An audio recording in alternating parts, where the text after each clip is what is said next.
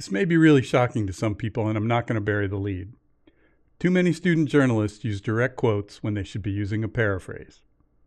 And I realize that it's very important for student journalists to learn to gather and include direct quotes, or DQs, in their stories, but too often beginners drop in a quote without thinking about how significant it is or what the best way to add the information is. And I think this might tick off some journalism teachers, but I think using a formula like LQTQ, the lead, quote, transition, quote, may be a decent first step, but writers need to go farther. Many beginning writers use quotes when a paraphrase would really be better. And this isn't just my opinion. AP Style agrees, and if you look at the best professional news writing, you'll see more paraphrasing than direct quotes. But don't trust me. Check it out yourself. Look through stories in the Wall Street Journal, the New York Times, Forbes, the BBC, Associated Press, or Reuters. I think you'll agree. And I realize that it takes skill to paraphrase accurately, but it's a skill student journalists should work to build. So how should a writer decide when to use a direct quote? The Associated Press says in their Stylebook, in the section on quotations in the news, to, quote, use quotations only if they are the best way to tell the story or convey meaning.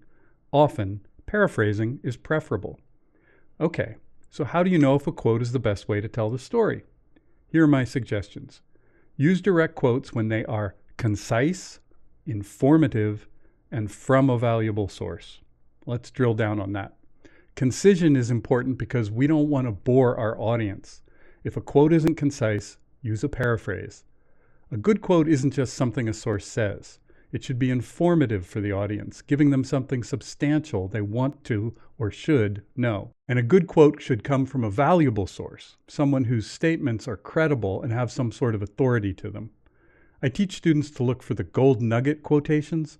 On top of being concise, informative, and from a valuable source, gold nuggets have wording that is insightful, funny, surprising, beautiful, and so on. So what's that look like? Here are two quotations from the same event. Which one would you paraphrase and which would you use as a DQ? What do you think? Is there anything really valuable in the first quote?